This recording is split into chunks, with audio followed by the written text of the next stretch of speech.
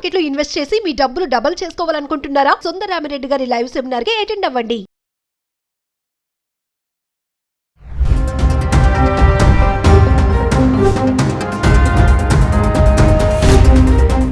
నమస్తే, welcome back to Suman TV. Present మనతో పాటు ఉన్నారు పబ్లిక్ స్పీకర్ రజనీ రామ గారు. నమస్తే మ్యామ్. నమస్తే నవీన. మేడం, హర్యానా ఇన్సిడెంట్ మీరు చూసే ఉంటారు. అవును. సెకండ్ క్లాస్ చదివే అబ్బాయిని హోంవర్క్ చేయలేదని సరే ఒక దెబ్బ వేశారంటే అర్థం ఉంది, వీపు మీద కొట్టొచ్చు, అది కూడా చెంప మీద కొట్టకూడదు. ఇప్పట్లో ఎవరిని కొట్టట్లేదు కూడా మాక్సిమం. ఇక్కడ ఏంటంటే హోంవర్క్ చేయలేదని బాబుని తాడు కట్టేసి కిటికీకి వేలాడి తీశాడు తలకిందులుగా. అంత దారుణం అంటే ఆ ఫోటో చూస్తే అసలు చాలా బాధాకరం. అంటే ఇంకా ఇలా శిక్షిస్తున్నాయా స్కూల్స్? అంటే మామూలుగా మనము ఒక పేరెంట్ వెళ్ళి ఏంటి మా అబ్బాయి చదవట్లేదు, మా అబ్బాయిని కొడుతున్నారా, మా అబ్బాయిని కొడితే ఊరుకోమనే పేరెంట్స్ చాలా మందిని చూస్తున్నాం. ఇంకా ఇలాంటివి జరుగుతున్నాయా అంటే అంటే మీ అనాలిసిస్ లో అసలు ఏం చెప్పాలనుకుంటున్నారు? ఇక్కడ విషయం చాలా సింపుల్. నాకు ఇక్కడ కనెక్షన్ కుదరట్లేదు. ఆ బాబు హోంవర్క్ చేయలేదు, చదువుతున్నది 2వ క్లాసు, వయసు 7 సంవత్సరాలు, కొట్టించింది ప్రిన్సిపాల్. ఎక్కడన్నా కనెక్షన్ బాగుందా మీకు? డ్రైవర్తో. సరే, ఇంకా కొట్టింది ఎవరైనా కానీ డెసిషన్ ప్రిన్సిపల్ది. 2వ క్లాసు స్టూడెంట్ మీద కాన్సన్ట్రేట్ చేసే అంత ఇది ఉందా ప్రిన్సిపాల్కి? ఇంకా వేరే క్లాస్ స్టూడెంట్స్ ఎవరు ఉండరా? 1వ క్లాస్ పిల్లల మీద 2వ క్లాస్ పిల్లల మీద పట్టించుకుంటారా అసలు ఎవరైనా? ప్రిన్సిపాల్ లెవెల్లో క్లాస్ టీచర్స్ పట్టించుకుంటారు, అంతవరకు మనకు తెలుసు. వాళ్ళకి ఏముంటుంది, సెకండ్ క్లాస్ వాళ్ళకి ఎడిషన్స్ సబ్ట్రాక్షన్స్ కూడా ఉండవు నాకు తెలిసి. ఎడిషన్స్ ఉంటాయి, లేకపోతే ఏబిసిడీలు ఉంటాయి, క్యాటు బ్యాటు ర్యాటు లాంటివి ఉంటాయి.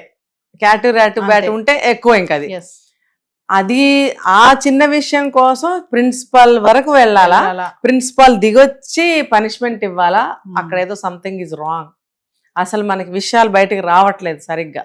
వీళ్ళు ఇన్వెస్టిగేషన్ చేసేవాళ్ళు కూడా పైపైన వదిలేస్తున్నారా? ఏముంది, చిన్న చిన్న విషయాలు, చిన్న చిన్న కేసులను తీసుకుంటున్నారు. కానీ ఇది ఇప్పుడు ఒక చిన్న బిడ్డ అండి, 7 సంవత్సరాల బిడ్డ, ఇంటికి వెళ్తే ఆ అమ్మ వాళ్ళలో పడుకుంటాడు కదా, ఎంతో చక్కగా ప్రేమగా ముద్దలు తినిపిస్తూ పాలు తాగిస్తూ ముద్దు ముద్దుగా చక్కగా ఆడించుకుంటూ ఎంతో ఇదిగా. ఆ వయసే అది, ఆ వయసులో అలాగే ఉంటారు. నువ్వెవడురా బాబు కొట్టడానికి? నువ్వు దున్నపోతులాగా నీకు ఎన్నేళ్ళు ఉన్నాయో తెలియదు, కానీ పసిబిడ్డ మీద నీ ప్రతాపం. అసలు నువ్వు ఏ విషయం మీద అబ్బాయి జోలికి వచ్చావు? మేబీ ఆ తల్లిదండ్రులతో ఏదన్నా ఉండుంటుంది అతనికి, అంటే ఫీజు కట్టడం లేట్ అయిందనో, లేకపోతే ఏదో ఎక్కడో ఏదో జరిగి ఉంటుంది. అది మరి డైరెక్ట్ గా చూపించడానికి కుదరదు, ఎందుకంటే వాళ్ళు అడిగిన దాంట్లో కూడా న్యాయం ఉండుంటుంది. అక్కడ న్యాయం ఉన్నప్పుడు వీళ్ళు ఇంకేం చేయలేరు. ఏం చేయలేక ఈ పిల్లల మీద చూపిస్తూ ఉంటారు. ఇది మనం చాలా చూసాం, ఇలాంటివి మనం ఉన్నాయి మేడం కొన్ని స్కూల్. మనం ఒక వీడియో చేసి వదిలేస్తున్నాం, కానీ ఫర్దర్ సెకండ్ వాట్ నెక్స్ట్ అనే వీడియో మనం చేయటం లేదు ప్రతిసారి. అంటే మనం అప్డేట్స్ మాత్రమే తీసుకుంటున్నాము. తర్వాత ఏమైంది అని మనం కనుక్కున్నట్టయితే తెలుస్తుంది.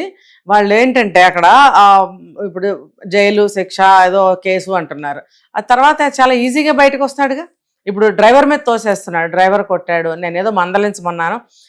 ఒక ప్రిన్సిపాల్ అంత స్థాయి వ్యక్తి మందలించు అంటే డ్రైవరు, ఎటువంటి సంబంధం లేని డ్రైవరు కిటికీకి కట్టేసి తలకిందులుగా కొడతాడా? అక్కడ ఆలోచించండి. అసలు డ్రైవర్కి మందలించమని ఎందుకు చెప్తారు? టీచర్కి చెప్తారు. క్లాస్లో మానిటర్ ఉంటే మానిటర్కి అప్ప చెప్తారు, నువ్వు హోంవర్క్ చేసాడు లేదు సరిగ్గా చూడు, చేయమని చెప్పు, గుర్తు చేయి అని మానిటర్కి చెప్తారు. మరి డ్రైవర్కి చెప్పడం ఏంటి? వాడికి ఏం సంబంధం? ఆ డ్రైవర్కి క్లాస్ రూమ్ లో పనే లేదు, డ్రైవర్కి అసలు లేదు. నేను ఎందుకు ఇక్కడ వాడు అంటున్నానంటే అక్కడ డ్రైవరు చేసిన వెధవ పని కాబట్టి అందుకని నేను ఆ డ్రైవర్ని మాత్రమే అంటున్నాను. అంటే అది ఏమన్నా పెద్ద విషయమే కాదు, ఇంకా బాగా తిట్టచ్చు వాడిని. సో అసలు వాడికి ఏం సంబంధం? అసలు నిజంగా డ్రైవర్ కొట్టాడా తెలీదు, ఆ వీడియో మనకు లేదు, సాక్ష్యాలు ఉన్నారా ఎవరన్నా? ఆ పిల్లాన్ని కొట్టేటప్పుడు ఎవరన్నా ఉన్నారా? సరే, పెద్ద పిల్లలైతే భయంతోనో ఎవరన్నా చూస్తారేమో అనే సిగ్గుతోనో మూసుకుంటారు నోరు. పసిపిల్లాడికి అవన్నీ తెలియవు, కేకలు పెడుతూనే ఉంటుంటాడు. కేకలు పెట్టినప్పుడు పక్క స్టూడెంట్స్ కానీ టీచర్స్ కానీ ప్యూన్లు కానీ ఎవరు ఉండరా? మరి స్కూల్ అంతా అయిపోయాక కట్టేసి కొట్టారా? అది ఎంత దారుణం! అది అంత స్కూల్ అయిపోయాక కిటికీ కట్టేసి కొట్టాల్సిన అవసరం ఏంటి? అసలు ఏం ఊహించుకుని ఏం ఆలోచించుకుని ఆ పిల్లాడికి ఆ పనిష్మెంట్ ఇచ్చారు? ఇక్కడ డ్రైవర్ సంబంధం ఎంత మాత్రం లేదు. ఒకవేళ అదే నిజమైతే కనుక ఆ డ్రైవర్ కూడా మనిషిలాగా ఆలోచించి ఉండాల్సింది. అంటే ప్రిన్సిపాల్ యొక్క సానుభూతి పరుడై ఉంటాడు కాబట్టి వాడి పిలకలు వాడి తోకలన్నీ వీడి చేతిలో ఉండుంటాయి ఆ ప్రిన్సిపాల్ అన్నీ. అందుకని వీడు రెచ్చిపోయి కొట్టాడా, లేదా అదంతా అబద్ధం అయితే డ్రైవర్ తిరగబడాలిగా. ఇవేమీ జరగట్లేదు కాబట్టి అసలేంటి అనేది మనకు తెలియాలి. ఏమైనా సరే ఈ ప్రిన్సిపాల్ ఇక్కడ కథ ఏదో నడిపాడు. అసలు ఈ యువతలు అసలు మెయిన్ విషయం ఏంటంటే ఆ బాబు పరిస్థితి ఏంటి, ఆ చిన్న బిడ్డని అలా కొట్టడం ఏంటి 4 సార్లు అనుకోవడం కాదు. ఈ ప్రిన్సిపాల్ని ఏం చేయాలి, అసలు ఈ సంఘటన ఏంటి, నాకు తలాతో ఒక అర్థమే కావట్లేదు. కేసులు ఫైల్ అయ్యే వాళ్ళ పైన, ప్రిన్సిపల్ పైన, స్కూల్ యాజమాన్యం పైన అని చెప్పేసి చెప్తున్నారు. ఫైల్ అయ్యింది, తర్వాత వాళ్ళు మళ్ళీ బయటకు వచ్చేస్తారు, ఏదో అయిపోద్ది. మరి మళ్ళీ రిపీట్ అవ్వవు అన్న ఏమన్నా? మళ్ళీ రిపీట్ అవ్వకపోవచ్చు. ఇప్పుడు ఇది తల్లరైంది కాబట్టి రిపీట్ అవ్వకపోవచ్చు, కానీ ఇంకో రకంగా ఏదన్నా అవ్వచ్చు. ముఖ్యంగా అసలు అదంతా ఏం జరుగుతుంది లేకపోతే జరగాలి అని కాదు మనం అనేది. ఇది జరిగిన దాని గురించి ఏం చెప్తావు? అసలు తలక్రిందులుగా కడితే ఏమవుతుంది, రక్తం అంతా తలలోకి చేరి తల బరువెక్కి కళ్ళు కనపడి ఎంత ఇదవుతుందో తెలుసా? పసిపిల్లలు చెప్పగలరా? క్యారమని అడవటం తప్పితే. అసలు ఆ ఫోటో చూస్తేనే నాకు గుండె అయినంత పని అయింది. ఇదేంటి అసలు చంటి పిల్లని పట్టుకుని ఇలా చేశారని. వాళ్ళు మనుషులేనా? అసలు ప్రతి ఒక్క కిరాతకం వెనక కూడా ఇట్లాంటి మనుషులు, ఇట్లాంటి మనస్తత్వాలు, ఇట్లాంటి దుర్మార్గాలు. అసలు మనిషి బతుకుతున్నారా వీళ్ళు? అది ఏంటి, మనుషులు అనుకుంటున్నారా, జంతువులు అనుకుంటున్నారా, లేకపోతే పెంపుడు జంతువుల్ని ఆడుకున్నట్టు అనుకుంటున్నారా పిల్లల్ని? అంటే స్కూల్ కదా, ఇక స్కూల్కి వచ్చాక మాదే బాధ్యత, ఇంక మేము ఏం చేసినా నడుస్తుంది అని కొంతమంది ఉన్నారు. కొన్ని స్కూల్స్ అలా ఉన్నాయి కూడా మేడం, బయటకు రావు. కానీ ఇప్పుడు ఇది బయటకు వచ్చింది కాబట్టి మనం మాట్లాడుకుంటున్నాం. కొన్ని అయితే ఉన్నాయి కదా, ఇంకా కొట్టే స్కూల్స్ ఉన్నాయి, ఇలాంటి పనిష్మెంట్లు చేసే ఉన్నాయి. గోడ కుర్చీ వేయించడం కానీ, ఇంకా గుంజీలు తీయించడం కానీ, కాళ్ళు వాళ్ళకి పనిష్మెంట్లు. అవును, గతంలో ఎన్నో మనం న్యూస్ చదివాం. గుంజీలు తీయిస్తే వాడికి కాళ్ళు వాసిపోయి సర్జరీ వరకు వెళ్ళిన సంఘటనలు కూడా చూసాం. అంటే అది కూడా ఒక లెక్కపత్రం ఉండదా గుంజీలు తీయటం కూడా? ఇప్పుడు ఆ పిల్లాన్ని కొట్టారు తలకిందులుగా కట్టేసి, కదలగలడా అసలు? అలా కొడితే ఆ దెబ్బలు ఓర్చుకునే వయసు ఉందా, తట్టుకునే శరీరం ఉందా? అక్కడ ఇంత శరీరం, చిన్న పసిబిడ్డ, వాడిని అలా తలకిందులుగా వేసి కొడుతుంటే మానవత్వం, తండ్రి మనసు అడ్డం రాలేదా ఆ నీచులకి, ఆ నికృష్టులకి, ఆ దుర్మార్గులకి? ఇంటి దగ్గర పిల్లలు ఉంటారా వాళ్ళకి? ఏమనుకుంటున్నారు? ఆ పిల్లాడికి ప్రాణం కడగడితే భయంతో ఏం జరిగి ఉండేది? ఆ బిడ్డను తీసుకొచ్చి ఇవ్వగలరా వీళ్ళు? ఇది ఊరికినే అరెస్ట్ చేయటం కాదు, చాలా తీవ్రంగా ఉండాలి శిక్షలు వీళ్ళకి. బెయిల్ ఇవ్వకూడదు ఇలాంటి వాటికి.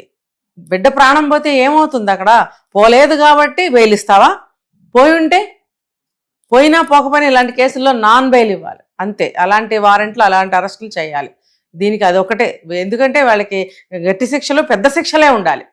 చేసింది ఏదో ఒక 4 దెబ్బలేసాము, తలకిందులుగా కొట్టాము, కట్టాము అని కాదు. ఇక్కడ పొరపాటున ఏదైనా జరిగితే ఆ అబ్బాయిని తీసుకొచ్చి ఇవ్వగలరా? అది పాయింట్ మైండ్ లో పెట్టుకుని జడ్జిమెంట్ అనేది ఇవ్వాలని నేను కోరుకుంటున్నాను. సో ఫైనల్ గా మేడం, స్కూల్స్ కే గానీ, ఇటు పేరెంట్స్ కే గానీ ఏమైనా చెప్పాలనుకుంటున్నారు? ఏ స్కూల్లోనైనా సరే మీరు అన్నట్టు ఏదో ఒక 5 నిమిషాలు 3 నిమిషాలు పనిష్మెంట్ ఇవ్వాలంతే. ఒక 10 గుంజీలు తీరా అనాలి. లేకపోతే ఏమంటారంటే, మా చిన్నప్పుడు ఇలా ముక్కు పట్టుకుని ఈ చెంప కొట్టమనేవారు ఏదైనా తప్పు జరిగితే. అది ఎంత 3, 2, 5 అంతే. చిన్నపిల్లల్ని కొడితే పెద్ద దెబ్బలేం తగలవు. పిల్లలతోనే పిల్లల్ని కొట్టించేవారు. మా స్కూల్ బెంచ్ మీద ఎక్కిమనేవారు. అది ఇన్సల్ట్ గా ఫీల్ అవుతారు. తర్వాత వీడు హోంవర్క్ చేయలేదు అని అందరిలో చెప్తే సిగ్గుపడతాడు. అలా చిన్నవి ఇచ్చేవారు. ఆ రోజుల్లో మనసుకు తీసుకునే వాళ్ళం కాదు. ఇప్పుడు అలాంటి చిన్న ఇచ్చిన మనసుకు తీసుకుంటున్నారు కాబట్టి మైండ్ సెట్, ఆలోచన విధానాలు మారిపోయాయి కాబట్టి పనిష్మెంట్లు ఇవ్వకండి. ఇప్పుడు నోటితోనే చెప్పాలి. ఎలా అంటే, ఇప్పుడు మామూలు చదువు చెప్తున్నారు, చదువుతో పాటు చదువు ఎందుకు చదవాలి, చదువుని ఎలా చదవాలి అనేవి నేర్పాలి వాళ్ళకి.